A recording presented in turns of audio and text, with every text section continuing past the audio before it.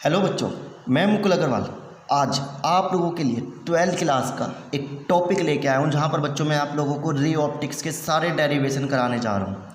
ठीक है, तो चलिए बच्चों, सबसे पहले मैं आप लोगों को एक डेरिवेशन करा रहा हूँ, relation between the F and R. तो एफ एंड आर के बीच में बच्चों आप लोगों को यहाँ पर मैं क्या सिखाने जा रहा हूँ, रिलेशन निकालना चाह रहा हूँ, सिखा रहा हूँ। तो बच्चों उसके लिए तो सबसे पहले आप लोगों को मैंने अपनी वीडियो में आप लोगों को रे डायग्राम कुछ सिखा भी चुके हैं। अगर आपके पास नहीं आया तो मैं उसको एक प्ले लिस्ट में डाल दूँगा बच्चों, है ना। तो बच्चों उसी के लिए आपको एक रिलेशन निकालना है एफ एंड आर के बीच में, किसका आपको यूज़ करना है, कॉनकेव मिरर। कौन सा यूज़ करना है बच्चों, कॉनकेव मिरर। और कॉनकेव मिरर को बच्चों हिंदी वाले समझेंगे अवतल लेंस, अवतल दर्पण। अवतल दर्पण हम लोग कहते हैं बच्चों हिंदी वालों के लिए, ठीक है। अवतल दर्पण के लिए हम लोग क्या कर रहे हैं, टॉपिक को इस्तेमाल कर रहे हैं। तो चलिए बच्चों, सबसे पहले आपको बड़े ध्यान से डायग्राम देखने पड़ेंगे। तो देखिए, मान लीजिए मैंने मान लिया कि आप लोगों के पास क्या है, कॉनकेव मिरर है बच्चों, जिसके बाहर की ओर क्या होती है, पॉलिश्ड होती है। इतनी बात आप लोगों को 10th क्लास से पता होगी, है ना। तो ये आपके पास बच्चों क्या है, कॉनकेव मिरर है। और यहाँ पर बच्चों मैंने एक प्रिंसिपल एक्सिस मान ली, यहाँ पर एक मैंने फोकस मान लिया बच्चों, और एक सेंटर पॉइंट बच्चों मैंने यहाँ पर मान लिया, ठीक है। अब हमने क्या कहा है प्यारे बच्चों कि यहाँ पर एक ऑब्जेक्ट रखा हुआ है कहीं पर भी, ठीक है। मान लो कि आपके पास कोई एक ऑब्जेक्ट रखा हुआ है, ये वाला कोई आपके पास क्या रखा हुआ है, ऑब्जेक्ट रखा हुआ है। और बच्चों यहाँ से क्या हो रही है, आप लोगों की एक लाइन क्या कर रही है, मूव कर रही है, ट्रैवल कर रही है। तो लाइन सबसे पहले जाएगी किस पर, आप लोगों के कॉनकेव मिरर पे टकराएगी, और टकराने के बाद वो रिफ्लेक्ट होगी, ठीक है। यहाँ पर बच्चों आप लोगों को पता ही होगा कि जो लाइट होती है वो फोकस से जाती है, परंतु हम लोग यहाँ पे दो चीज़ मानेंगे, एक तो लाइट फोकस से जाएगी, और एक हम लोगों को पता है कि जितने भी मिरर होते हैं वो सारी लाइट को क्या करते हैं बच्चों, आप लोगों की रिफ्लेक्ट करते हैं, ठीक है। तो हमने क्या कहा कि इस पॉइंट पर आकर बच्चों आप लोगों की जो लाइट है, हमने मान लिया कि एम पॉइंट है, एम पॉइंट पर बच्चों लाइन आकर क्या हुई है, रिफ्लेक्ट हुई है। और ये लाइट रिफ्लेक्ट होकर कहाँ से पास हो गई बच्चों, आप लोगों के सेंटर से पास हो गई। ये लाइट बच्चों आप लोगों की कहाँ से पास हो गई, सेंटर से पास हो गई। कितने एंगल पे पास हुई, हमने कह दिया बच्चों थीटा एंगल से पास हुई, ठीक है। थीटा एंगल पर बच्चों ये लाइट क्या हुई है, रिफ्लेक्ट हुई है। अब देखो बच्चों, आपको अगर थोड़ी सी मैथ्स की नॉलेज है तो मैं बता दूँ, ये लाइन और ये लाइन पैरेलल है। तो जब दो लाइन के बीच में तीसरी लाइन कट करती है, काटती है, तो जितना एंगल ये होता है उतना ही एंगल क्या होगा बच्चों, आप लोगों का ये एंगल होगा, जिसको हम लोग अल्टरनेट इंटीरियर एंगल कहते हैं, ठीक है।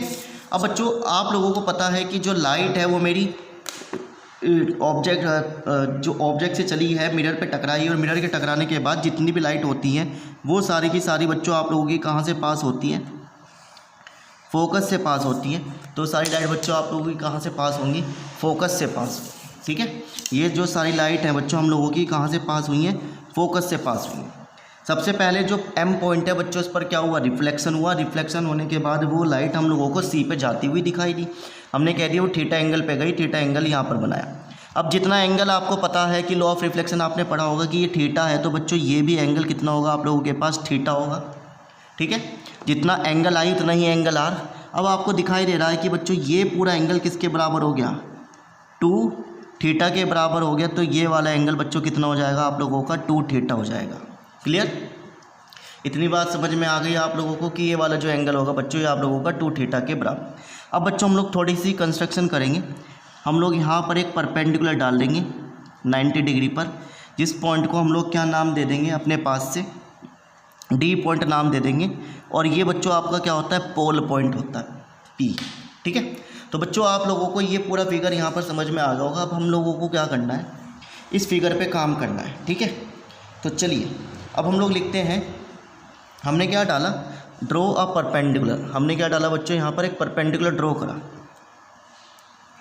Draw a perpendicular from M to D. M से कहाँ पर हमने बच्चों एक परपेंडिकुलर डाल दिया, डी पर परपेंडिकुलर हमने बच्चों यहाँ पर डाल दिया, ठीक है। इतनी बात समझ में आ गई होगी। चलो अब आप लोगों को बच्चों यहाँ पे दो तरीके ट्रायंगल दिखाई दे होंगे, एम डी सी और एफ डी एम। तो सबसे पहले बच्चों हम लोग क्या ले रहे हैं, एक ट्रायंगल ले रहे हैं यहाँ पर C D M. In triangle C D M में हम लोग बच्चों क्या निकाल रहे हैं यहाँ पर, उसका टेन थीटा का वैल्यू निकाल रहे हैं। तो टेन थीटा आपको पता है परपेंडिकुलर अपॉन बेस होता है। तो परपेंडिकुलर क्या है बच्चों, सी डी एम ट्रायंगल में परपेंडिकुलर क्या है, थीटा के सामने वाली लाइन परपेंडिकुलर यानी एम डी, और बेस कितना है बच्चों, सी डी। ये हमने मान ली पहली बात। दूसरा बच्चों हमने एक ट्रायंगल लिया F D M, F D M. इस ट्रायंगल में बच्चों हमने कितना एंगल मान रखा है, 2 थीटा मान रखा है कि 2 थीटा के बराबर आया। तो किसके बराबर होगा, परपेंडिकुलर अपॉन बेस के बराबर होगा। तो परपेंडिकुलर कितना है बच्चों, एम डी, और बेस कितना है बच्चों आप लोगों के पास, एफ डी। क्लियर, इतनी बात बच्चों आप लोगों को यहाँ पर क्या हो गई होगी, क्लियर हो गई होगी। ठीक, अब बच्चों आप लोगों को क्या करना है, अब बच्चों आप लोगों को क्या करना है, ये चीज़ कंसिडर करनी है कि ये जो आपका मिरर है, ये यदि क्या हो जाए आप लोगों का छोटा हो जाए, अभी हमने काफ़ी बड़ा बनाया, तो यदि ये मिरर क्या हो जाए आप लोगों का छोटा हो जाए, तो बच्चों उसके एंगल भी क्या हो जाएंगे, छोटे हो जाएंगे। तो हम लोग कंसिडर करेंगे कि इफ़ मिरर इज़ स्मॉल, यदि हमारा मिरर क्या हो जाए बच्चों, स्मॉल हो जाए, छोटा हो जाए। तो अच्छा एक बात सोचो, यदि आपका मिरर छोटा हो जाएगा तो ये जो डी पॉइंट है ये बच्चों कहाँ पहुँच जाएगा, पी पर पहुँच जाएगा, या जो पी पॉइंट है वो कहाँ पर आ जाएगा, डी पर हो जाएगा। तो जिसके कारण आप क्या लिखेंगे, theta will be small, theta क्या हो जाएगा बच्चों, स्मॉल हो जाएगा, and P point shift on D, या D point shift on P, कुछ भी कह सकते हैं कि पी पॉइंट शिफ्ट हो जाएगा डी पर, या डी पॉइंट शिफ्ट हो जाएगा पी पर। तो बच्चों हमने क्या लिखा था अभी कि जो टेन थीटा था वो छोटा हो गया और वो थीटा में चेंज हो गया, तो किसके बराबर हो गया बच्चों, वो M D upon C D के बराबर हो गया। दूसरा इसको मान लो ए, दूसरा हमने क्या लिखा था, टेन टू थीटा है बच्चों, वो किसके बराबर हो गया, थीटा के, और वो किसके बराबर हो जाएगा, M D upon F D के बराबर हो गया। इसको मान लिया बच्चों हमने बी। क्लियर, चलिए अब हम लोग ये 2 थीटा, ठीक है, ये 2 थीटा है।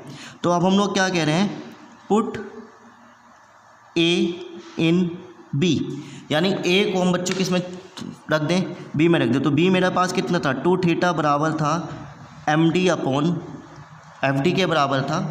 तो जहाँ पर बच्चों 2 एज इट इज़ थीटा की वैल्यू मैं यहाँ पर रख दूँ कितनी, M D upon C D, यानी इस थीटा की वैल्यू यहाँ रख दी, M D upon C D is equals बच्चों किसके, M D upon F D के। तो बच्चों ये और ये लाइन यहाँ से एम डी क्या हो गए आप लोगों के, कैंसिल हो गए।